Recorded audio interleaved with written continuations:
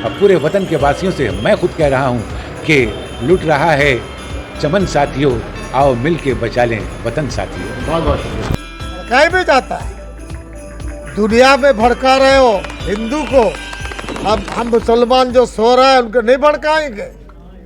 उनको पता नहीं सिविल कोड क्या है, जुल्म है भड़काना। यहाँ हमारे साथ इमाम हिदायन कारी फजलुर रहमान साहब, सैयद शमसुल आरिफीन जो कलकत्ता हाई कोर्ट के एडवोकेट, अरुण ज्योति भिक्खू बुद्धिस्ट है, और प्रतीक मजूमदार जो सुप्रीम कोर्ट के लॉयर है, और संदीप चटर्जी है। इसी तरीके पर जैसे आप देख रहे हैं सरदार जी है, इंदत सिंह जी है।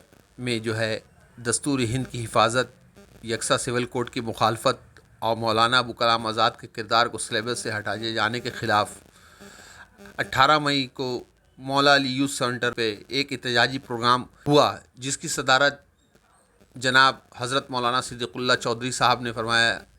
सदर जमायत उलमाए मगरबी बंगाल और वज़ीर हुकूमत मगरबी बंगाल में निज़ामत हज़रत मुफ्ती अब्दुल सलाम साहब, जनरल सेक्रेटरी जमायत उलमाए मगरबी बंगाल, इनके अलावा शहर कलकत्ते के दानवशीर कौम व मिल्लत भी ख़िताब किए।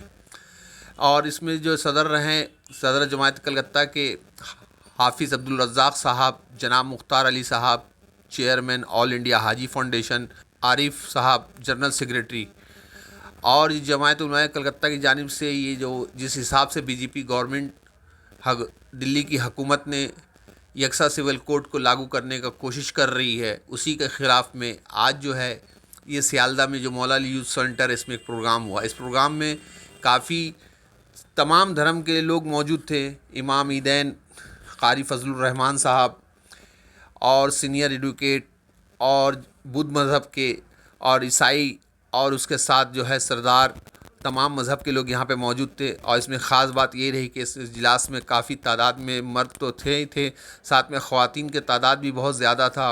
और सिद्दीकुल्लाह चौधरी साहब ने कहा कि आप पुलिस को हटाओ, तब देखो फिर बिना पुलिस को लेके काम करते हो, ईडी आईडी का हम लोग जमा हुए हैं। दो मुद्दा है, इस तरह डराओगे। एक मौला अबुल कलाम आज़ाद जो मुल्क के मेहमान है और इन्हें बहुत सी बातें बताई। आइए सुनते हैं कि 9.5 साल जेल में वक्त गुजारा, क्या कहा। मैं मोहम्मद CBSE बोर्ड ने निकाला, रिसर्च करने वाले तलबा उनको जो स्टाइफन देते थे वो बंद किया, और IS के कोर्स से मौलाना आज़ाद के चैप्टर को निकाला। ये घिनौनी साजिश है, मुल्क के साथ दुश्मनी है, इसका विरोध हम सब लोगों ने किया है। और भी लोग हैं, हम लोगों का तकाजा यह है कि मौलाना आज़ाद के साथ जो जुल्म हुआ है, आज़ाद शख्स के साथ नहीं, मुल्क के दस्तूर के साथ जुल्म है, मुल्क के सेकुलर करेक्टर के साथ जुल्म है, मुल्क के लिखाई पढ़ाई के साथ जुल्म है। इससे पूरी दुनिया में बहुत गलत मैसेज जाएगा, इसको हटाना चाहिए। दूसरा मुद्दा है यूनिफॉर्म सिविल कोड। ये अभिन्न दीवानी विधि या यकसा सिविल कोड, हर धर्म को छोड़कर एक ही कानून बनेगा। ये तो खिचड़ी है। सिख लोग खिचड़ी नहीं खाते, अपना खाना खाते हैं मज़हब का। मुसलमान लोग अपना त्यौहार मनाते हैं, हिंदू भाई लोग अपना मनाते हैं। ये जो वकील साहब है अपना मज़हब पे चलते हैं। बुद्धिस्ट लोग कहाँ गए, वो भी अपना मनाते हैं। अब इसमें उन्होंने कहा कि कौन कानून बनेगा, हिंदू कानून, सिख कानून, दलित कानून, मुसलमान का कानून। ये आग से खिलवाड़ है, ये अल्टीमेटम दे रहा है, आप उससे बाज आ जाइए। सर जिस भड़काया भी जाता है, दुनिया में भड़का रहे हो हिंदू को, हम मुसलमान जो सो रहे हैं उनको नहीं भड़काएंगे? उनको पता नहीं सिविल कोड क्या है, जुल्म है भड़काना। ये जो कारी साहब ने कहा था वहाँ मिजोरम और नागा, उन्होंने लड़ाई लड़ी, हिंदुस्तानी हुकूमत बाज आ गए, ये भड़काना है। सर आपने कहा कि पुलिस को एक बार हटा दीजिए और बड़ी मैदान में देखा। ये हम कह रहे हैं, आज भी तुम जहाँ जहाँ बर्बादी ला रहे हो पुलिस के साथ ला रहे हो। अगर सच्चे लोगों को तो सीधा सीधा खड़े हो जाओ, कौन तुम्हारा साथ देता है देखेंगे।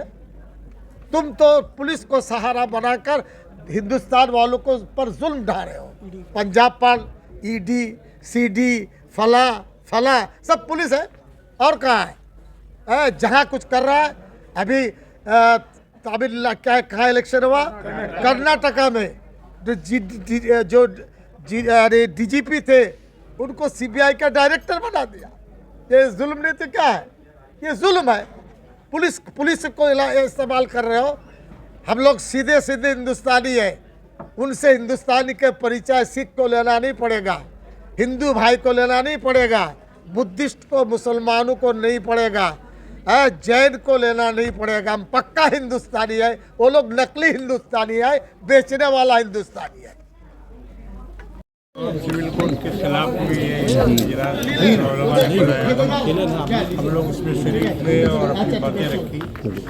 ये चलने वाला नहीं है। अगर चलने वाला होता तो 76 बरस में अब तक बहुत सारी गवर्नमेंट आई और कोई भी ये लागू नहीं कर सकी, हिम्मत नहीं कर सकी इसको लागू करने की। उसकी वजह यह है कि बहुत सारी कौमें हिंदुस्तान में रहती हैं, हर एक का अपना अपना दस्तूर है, रिवाज है, तलाक का और शादी ब्याह वगैरह के क़वानीन हैं।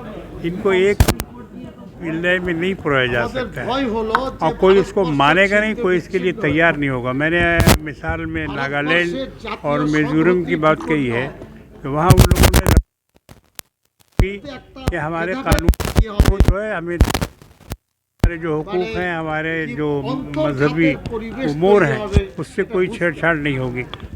भारत गवर्नमेंट ने उसको माना और पार्लियामेंट में कानून बनाकर उसको पास किया। मिज़ोरम वाले खड़े हुए, उन्होंने भी यही मुतालबा किया, तो उसके लिए भी पार्लियामेंट का इजलास बुलाया गया और उसको भी पार्लियामेंट से मंजूर कराया गया। तो आज इस तरह से अगर हर रियासत से अगर आवाज़ उठती है और उनसे कहा जाता है तो हुकूमत कितना इजलास बुलाएगी और कितने लोगों को जो है छूट देगी। इसलिए ये मसला छेड़ना हिंदुस्तान में अंदर रहने को कहते हैं। क्या कहेंगे? इतनी सड़कों पर मतलब ये है कि आप कानून को अपने हाथ में ले लीजिए, गाड़ियों को तोड़ दीजिए, सड़कों को, रास्तों को बंद कर दीजिए, लोगों को आने जाने में रुकावट डालिए। ये तो मतलब नहीं है सड़क पे आने का। सड़क पे आने का मतलब ये है कि हम अपनी तादाद दिखाएं और हम अपनी ताकत दिखाएं कि हम इतनी तादाद में हैं और हम ये मुतालबा कर रहे हैं। लेकिन सड़क पे आपको अत्याचार को हाथ में लेने तो वो एक दूसरी बात कह रहे थे कि अगर तुम्हारे अंदर ताकत है तो मुकाबला कर लो, कौन हक पर है समझ में आ जाएगा। ये है, यानी मुकाबला करेंगे हम, जहाँ भी ज़रूरत होगी वहाँ मुकाबला करेंगे। सड़क पर होगी तो सड़क पर करेंगे, घर पर होगी तो घर पर करेंगे, पार्लियामेंट में होगी तो पार्लियामेंट में करेंगे। बहरहाल हमें इसको पास होने नहीं देना है। मगरिब बंगाल जमीयत उलमा का प्रोग्राम है, उसमें कॉमन सिविल लॉ और मौलाना आज़ाद का NCERT में जो कुछ चैप्टर बाद हुआ, उस सिलसिले में सिद्दीकुल्लाह साहब मीटिंग रखे थे। तो बहरहाल ये सिर्फ सिविल लॉ मुसलमान के लिए नहीं है बल्कि तमाम मज़ाहिब के लिए, क्योंकि मुल्क में दो तरह का कानून है। एक क्रिमिनल लॉ है जो कॉमन है, सब कोई मानता है। अगर कोई चोरी हुआ तो हिंदू मुसलमान सिख ईसाई सबको सज़ा होगा। अगर कोई मर्डर हुआ तो उसको सब मानता है। कोई इस्लामिक लॉ या कोई हिंदू लॉ नहीं है बल्कि मुल्क का ये लॉ है। सिविल लॉ में मैरिज और शादी ब्याह, मरना जीना और जायदाद में लेन देन है, उस बारे में है कि इख्तिलाफ है। बहुत सा मज़हब में अलग अलग है। और हिंदू भाइयों को जलाया जाता है, मुसलमानों को दफनाया जाता है, निकाह होता है, किसी का फेरा होता है, तो ये कॉमन नहीं हो सकता है। इसीलिए इस बारे में हो रहा कि ये सिर्फ मुसलमान को नुकसान नहीं होगा बल्कि तमाम लोगों को इससे इफेक्ट होंगे। इस तरह का बात ना करके जिस तरह प्यार मोहब्बत से लोग जीने को जीने दिए जाएगी, इस तरह का कोई बात आएगी, क्योंकि ये मुल्क में जमहूरियत है। जमहूरी निज़ाम के तौर पर जो हमें डेमोक्रेटिक राइट है आंदोलन करने का, उस तरह से हम लोग लड़ सकते हैं। सदुल्लाह चौधरी साहब ने भड़काने की कोशिश नहीं की? नहीं, मैंने सुना नहीं बात को। नहीं, कोशिश तो उनकी भड़काने की ही है ताकि भड़क करके ज़रा आगे बढ़ करके इस चीज़ को रोकें।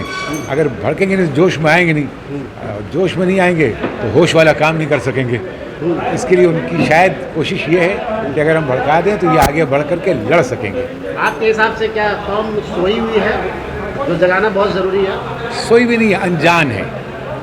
सोई भी नहीं है, अनजान है, और उस तक ये खबर पूरी तरीके से पहुंच जाए, कोशिश इसकी की जा रही है। DI के बारे में बोले थे, MODI के बारे में। हाँ, MODI के बारे में मैंने तो कहा था, ऐसे कहा था कि भाई चारों तरफ आपका नाम चल रहा है, east west north south, MODI, तो पूरी जनता कह रही है आपसे, हिंदुस्तान की जनता कह रही है, सिर्फ मैं नहीं, हिंदुस्तान की जनता, चूँकि ये जो लागू होने वाला है इससे तो सबका नुकसान होने वाला है ना, इसलिए पूरी जनता कह रही है कि मत कीजिए ये सब जो आप कर रहे हैं, वो ऑर्गेनाइज्ड लाइफ हम लोग जी रहे हैं, जी लेने दीजिए ना, दिलों को जीत लेना सीख लीजिए ना, वरना आई इंडिया बर्बाद हो जाएगा। हिंदुस्तान रंगीन है, इसे रंगीन रहने दीजिए, संगीन न होने दीजिए। हमको हर कोई, हम सब अपने अपने धर्म के साथ खुश हैं, हमें गमगीन न होने दीजिए। अब पूरे वतन के वासियों से मैं खुद कह रहा हूँ कि लुट रहा है चमन साथियों, आओ मिल के बचा लें वतन साथियों। बहुत बहुत